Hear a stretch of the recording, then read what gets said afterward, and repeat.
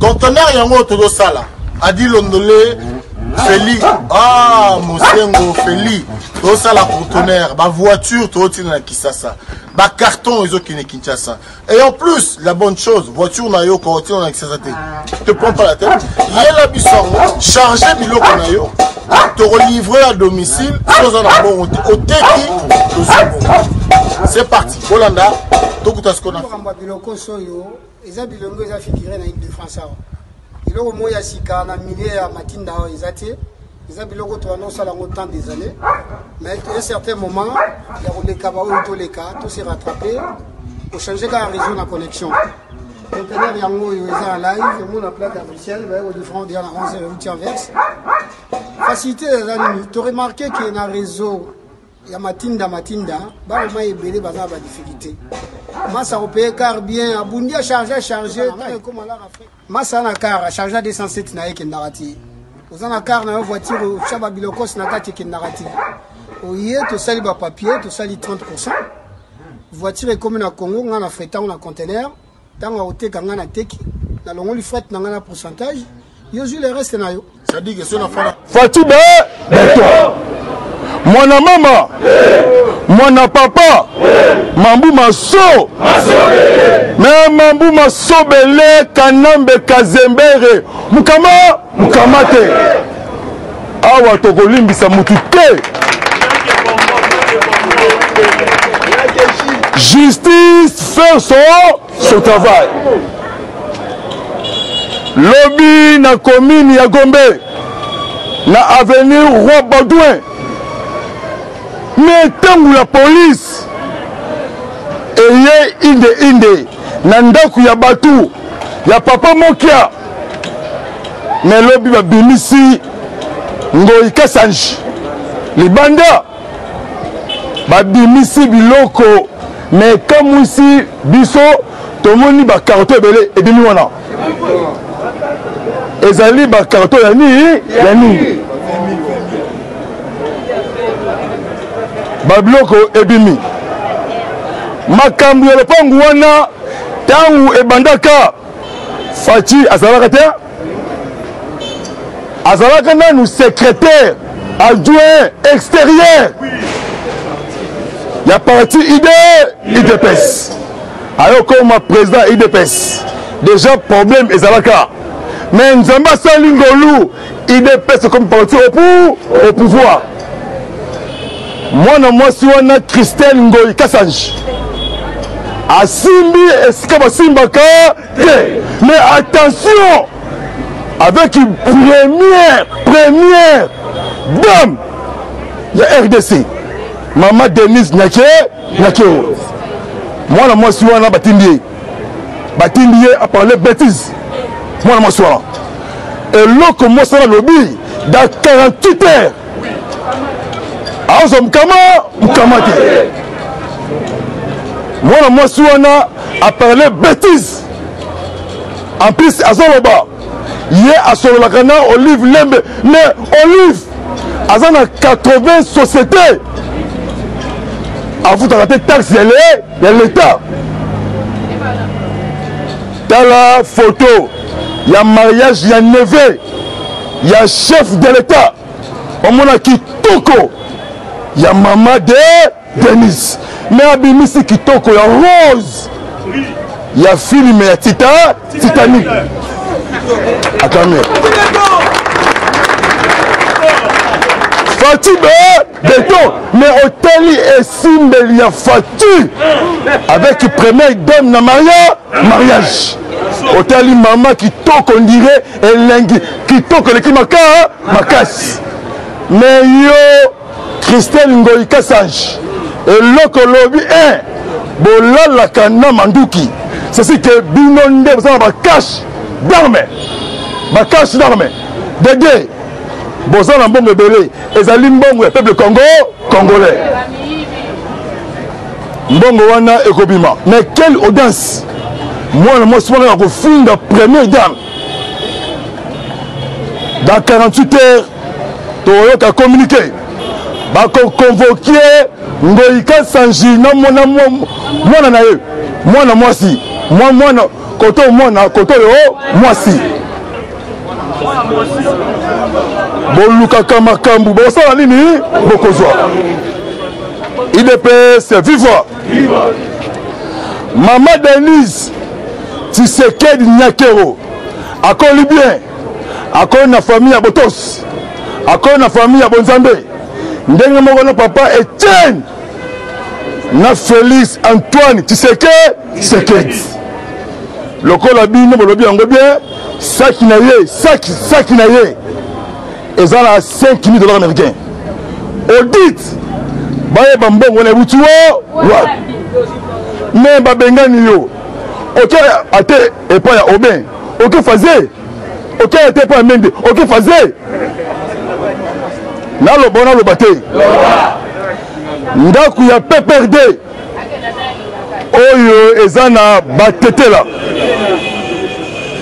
ndako wana ezali ya société ya chemin de fer depuis 2001 bazwa ndako wana bafutaka te eloko moko te bientôt ezonga ya justice mais Mami Chibola lobi alali première nuit Mami Chibola mais lobi babandeli procès ya pasteur Mukuna à zéro comment que Mami Chibola na audience abimisi téléphone azonso ba photo na vidéo sans autorisation ya tribunal ndomoni basalie mukama te Mende omalanga nyama ya solo mais Mende ya Mende bientôt Mende mukwata audio oyo Mende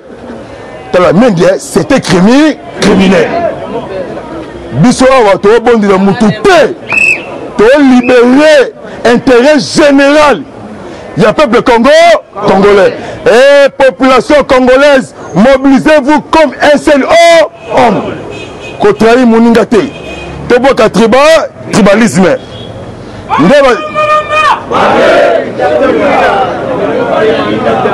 IDPS viva donde bazala basuki mais pourquoi basuki le chef de l'État Fachi Béton la lumière historique Kembo Nankolo alléluia amen au Seigneur Ngoïka Sange azui force ya Nzambe bango nde baza na jalousie bana haine tribal contre le chef de l'État boko salama ema surtout bokolonga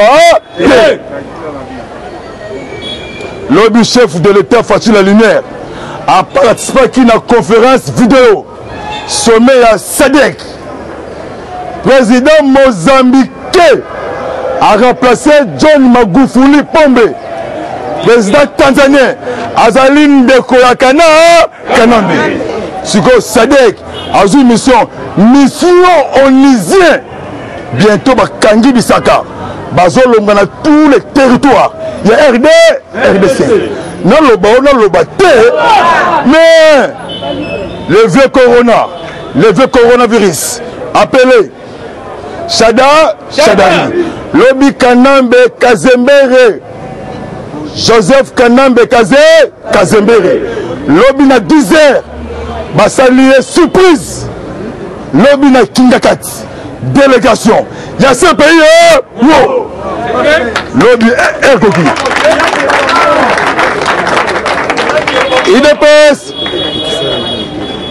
IDPS viva. Lobby CPI. Ma PCA rapport. Na 4 délégation. Ma membre ya onisien. Bien tenu. Il y a Monesco. C'est vérité. Il faut attendre qu'on présente. Na CPI Dimanche Kalef Moutom Alingaki Akima Dimanche papa boko sambwa Ozali entraînement mandat Fati et Kobanda na 2032 soko boy omeli pour Simba courant direct IDPS viva. Mais Kalev Moutom yaba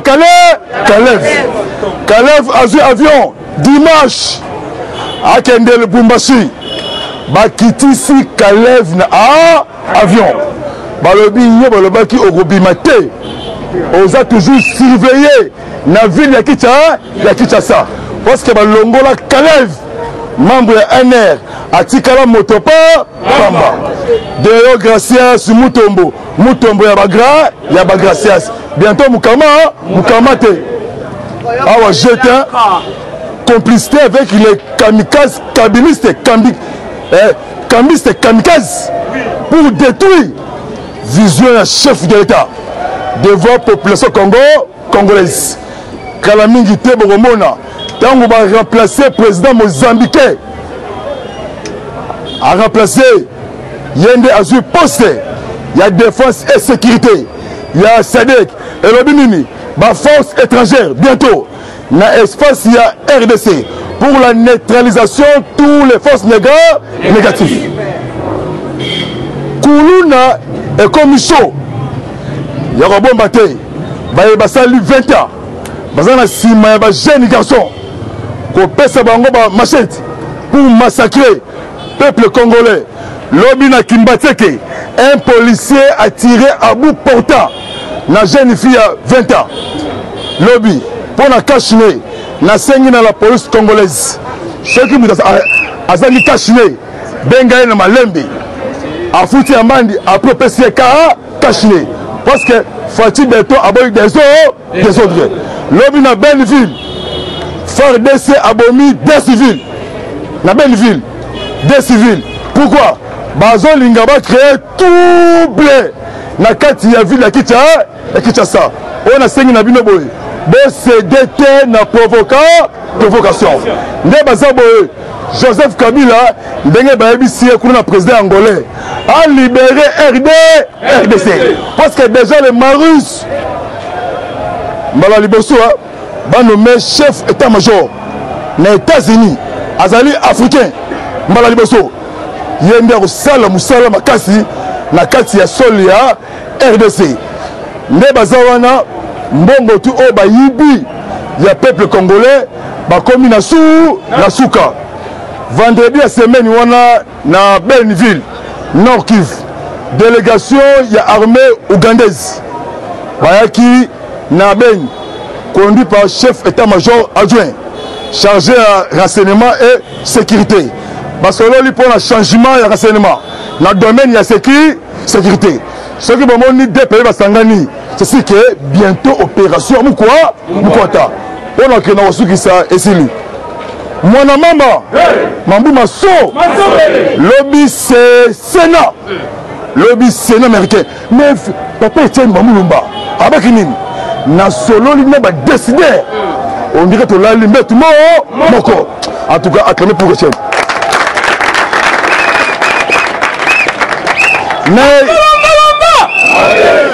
Les États-Unis, ils ont deux chambres. Ils ont la chambre des représentants. La chambre base. Lobby tous les sénateurs américains. Ça lui communiquer. Ça lui bango tout comme un seul homme.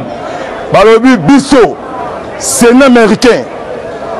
Tout soutien 100%. L'agence Olit. Agence Olit contre la corruption. Mbongo tout le Congo. Oye Bima Libanda. Et sur la ligne,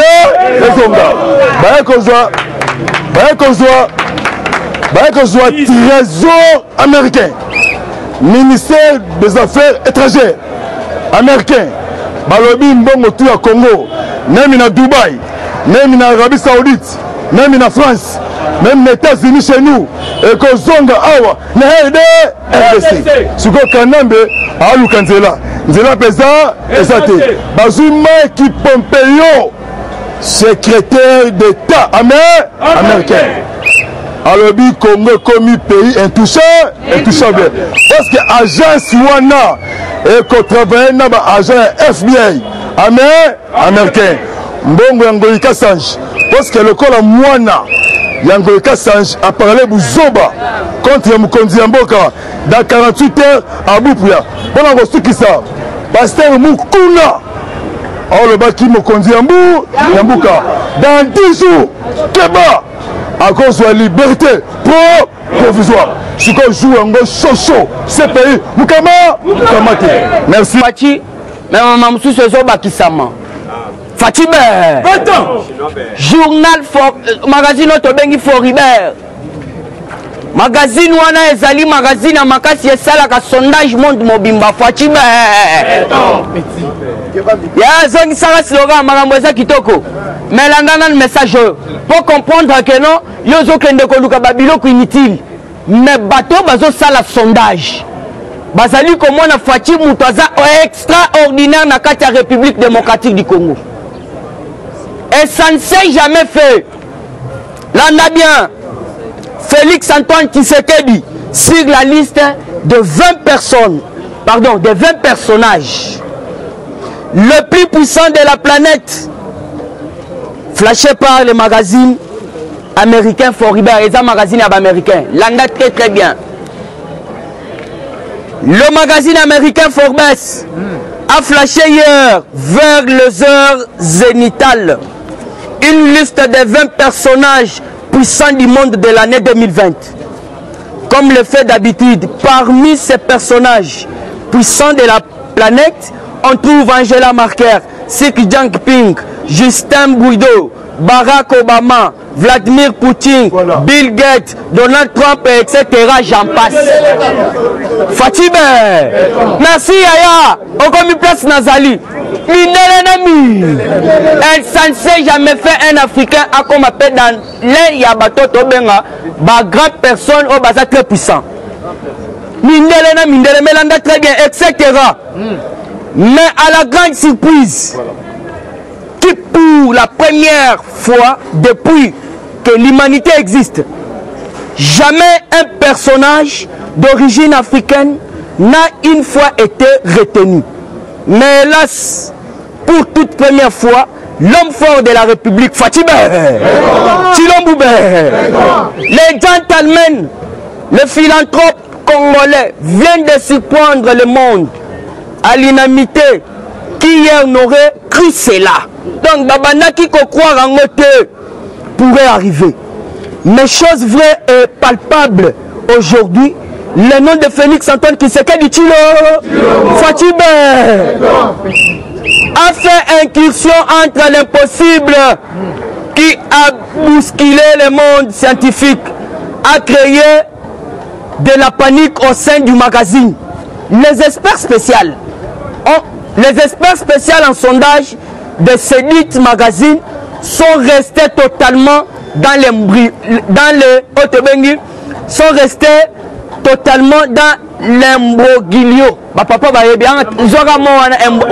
Donc ils étaient stupéfaits. Fatime. Tous les expertises du sondage possédés reprennent toujours le nom de Félix Antoine Tshisekedi sur la dite liste de 20 personnages puissants de la planète qui sera publiée officiellement en novembre prochain comme d'habitude. La suprématie de Fatih Béton, toujours en expansion à l'échelle mondiale. Coup de chapeau à l'homme fort de Papa Tobetene Papa nanga commentaire exalté bauti kolobawa mindele nde babimaka ba grand puissant ya monde. Bango pe batika liste peut faire depuis que le monde a existé.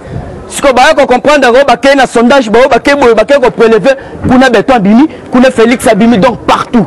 Ba épater le monde entier. Et puis ba lobby na Afrique mutatika la ko bimate na sondage wana. Sans formule. Yangone ce que lobby concernant formule tete le mois de novembre, c'est comme d'habitude à chaque année babimisaka le 20 personnes puissantes, il y a monde, il y a planète. Ce que ba lobby il va publier l'histoire dans le mois de novembre. Puisque déjà ba sali déjà sondage. Fatime Yaya Ngoïka Sanji lobi Holandité. Ngoïka Sanji, il faut comprendre soki procès wana mpasi auti oloba ezalaki en faveur ya Ngoïka Sanji bato ebele babanda oloba eza état de droit ya tribal mais Ngoïka Sanji moko aleli lobi botala bien Ngoïka Sanji aleli lobi yaya alobi oyo eza lisusu état de droit te ekomi état de l'homme fort Fatime yango wana tobandaki koyebisa Ngoïka Sanji yaya FCC baza bato ya mabe puisque bino boza comprendre te souhait na bango baza bato oyo babandaki kosala bakabali ya mabe mpo na Faci yango omoni tolobaka chaque fois bino botya tembe mpo na Tambo Mwamba maintenant na bato ebele na babelgique tona bamama na ngai Rachel toza na baoyo tobengi mama Dede baza kuna na mikili na meki mpe kotuna bango me yoka eloko bayebisinga Faci be balobi awa journal ya awa tolandaka lisusu te tokomolandaka bino kuna na sa formol information ya République démocratique du Congo Faci be balobi sango wana nanu toyoki yango awa te biso mpe tolandaka chaîne ya awa te il faut bon comprendre que non kabali na bango échoué puisque Tambo Mwamba ye abandaki komona neti aza nzambe elo bo comprendre eza te papa Etienne Tshisekedi wa Mulumba Faci be alobaki Kabila va bakanga ye il faut dépasser tout et il restera seul na bana na ye nde mokolo bakanga ye déjà tokomomona ke kakomi kodépense ande azwi 87 millions mabunda azwaka te asali nini kende nango États-Unis kende obeta balobi tozala protégé akoma kuna miseli machine mbongo balobi keba mbongo wana tokomultiplie yango fa autant ke nango epa bakongolais puis tozoyebisa inde na République démocratique du Congo amoni kuna Manda Kamere amoni kuna esimbi te akiti Belgique vi ke Kanambe yaya yoka okuta mutu mususu na balabala okoexplike ndenge puisque bele batya tembe abimi akei ndenge nini aza Rwanda abimeli na Bujumbura abimeli na Bujumbura na Burundi nde place azweli avion ya Belgique awa avion ya Belgique eza te topesa bino information Faci na vidéoconférence na Jean-Marc Chaternier oyo ya ancien premier ministre ya Belge ayebisa aucun Congolais na le pouvoir ya ko atterrir nanu ya na seul otobengi ya espace Schengen parce que ye abimeli à travers Burundi parce que kokoma kuna alaki na mission complète kende pas Luamba tuna ye puisque ce que tu tembe oyoki te mambo amende ya basiang juge oyo barwandais batikali kuna na cour constitutionnelle yaya Faci aza na mosala makasi 5 tala nanu juge bajuge baoyo batikali 5 kuna kabale ebandaki kobetama na nde mwa osala bajete et puis même de peu yo il faut faire sa position très claire Faci be président Gilles alobaka soki oye il faut tozwa yo avec réserve mais il y a eu un message entre Kabila na Mende audio ezali ko circuler parce que babande ko solani alors Mende il doit tout dévoiler puisque makamino surtout est à clair ce qui a dévoilé donc à complice à travers 5 juges batikali Kabala déjà zalaki wana yamana boyoka yoka makambo ba Mende na CC. Alors, les informations pour monopoliser parole, il faut tout comprendre que tu peux s'y mettre des positions. Azala Mbeli a mis balete. Azala clair a sa position. Puisque, comment ça fait-il que yo, au longwe na yo? Puisque Toyoka qui CCI et longwe et nangam na biso. Sikoy, nengeni nozo ko solo la kana kanambe, vu que au côté la bateau yo, batika likuna logo la bajige. Donc, kabala mabe. Toujours dans la actualité politique, boyeba ke Mami Chibola selon nos informations Faci be Mami Chibola selon nos informations yo pezo ngo vérifier na peso vérifier na boye ko kotisa ngo na information na ngai vérifier balobi boy Mami Chibola zaré à la prison centrale de Makala pour avoir filmé et pris des photos sans l'autorisation du tribunal et balancé sur internet. Faci be ah puisque avec Mokona bientôt sera libéré. Donc Zamba Zaya décide dessous. Zamba Zaya décide. Bazala qui na kabala mabe siko baye ko zoye pe. Alors, ndenge zawana avec Mukuna, bientôt il va la libérer. Yango no moni balobi d'action va côté na mapeka. Toko banda rompo ngaba. Ti toko mana aseka. Et puis toko tamu se ba parlement nyo. Mukuna ko sala succès ko sakanate. Voilà. Fatibe. Groupe il y a 13 personnes bakendagi lisusu okutana na Ambongo. C'était Mukolo, il y a un certain dimanche. Groupe on a 13 personnes, on a dit Kibino Lobby. Il y a toke banabatuana.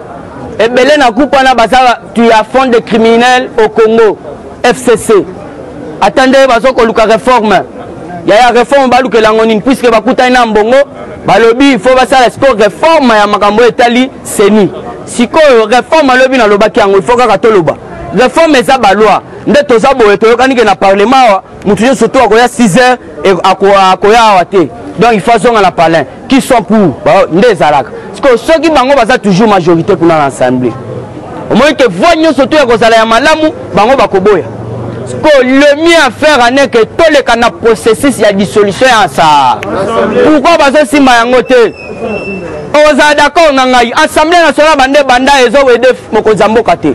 C'est là qu'il y a un inspecteur financier.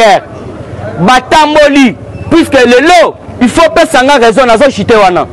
Fatia Lobby, tout bande na budget à 11 milliards. Na assemblée, comme il y a une motion. 11 milliards de kokate, gratuité de l'enseignement, bon, ceci, c'est là. Mais yoka, l'inspecteur va salir enquête dans un mois. Il faut comprendre que la République démocratique du Congo est perd plus de 6 milliards par mois. Fatibe, les autres côtés na maboko na bango. Parce que 6 milliards, babakisi na 6 milliards, 12 milliards. Alors il faut comprendre que ceux qui ont la volonté à Kosala, tout est possible. Parce que FCC Yokambongo, on a un inspecteur pour Basala qui déjà autobeng enquête. Et ce n'est pas pour rien au monde qui va passer un mandat d'arrêt et pas bateau autobeng à DGA. Alors puisque Moka, et là on sait que Moka budget mata, et ça libre entreprise, il y a l'État. Nous t'avons sabinoté. Nous avons OVD, au GFM, au FIDA, au DGA. Bilo qu'on a de côté Sagambon. Parce qu'on comprend que Bango va sali enquête. Il y a 6 milliards de dollars. RDC Boum Sagayango. Alors pendant monopolisé parole, des civils ont été tués par une fusillade d'un FARDC. Donc il batumi balé bakufaki. Kuna na beni, na suki wana, wala tokutani lobby. Eshima, votre magazine qui bat au rythme de l'actualité. Retrouvez la nouvelle édition. Exclusivité. 60 ans après l'indépendance, État de droit sous le leadership de Félix Antoine Tshisekedi. Le 5e président de la RDC s'est jeté dans un combat sans merci pour l'instauration de l'État des droits. Contre vents et marées, Fachi Béton décide d'en finir avec une politique d'impunité. Félix Antoine Tshisekedi, porte-étendard d'un avenir radieux pour la RDC, un plan quinquennal largement tourné vers l'amélioration de la situation globale des Congolais. La gratuité de l'enseignement de base, l'amélioration des relations diplomatiques, la sacralisation du Conseil des ministres, l'indépendance de la justice, le redressement de la RDC, focus au Katanga. Le gouverneur Jacques Kiaboula construit les routes du Haut-Katanga pour relever le défi du social et du développement. Le but est d'inonder Lubumbashi et les autres centres urbains de produits agricoles tout en baissant leurs prix. D'un territoire à un autre, Jacques Kiaboula déploie énergie, volonté dans l'exercice de sa fonction. Découverte, nommé directeur général, Barnabé Mouakadi veut rendre la DGI plus performante. Dossier Eshima, l'église s'éloigne humiliée du village. Interview, porteur d'espoir dans la lutte contre Covid-19, grâce à l'Artemisia, le docteur Jérôme Mouniangui juge son expérience en RDC. Nation Covid-19, le ministre de la Santé Eteni Longondo fait une mise au point sur la gestion de la prise en charge des malades.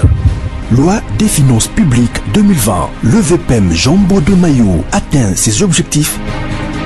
Économie, jusqu'où ira les francs congolais? Culture, les tétélas, tradition et histoire. Retrouvez l'intégralité du magazine Eshima dans les kiosques. Eshima Magazine, un nouveau standard d'information.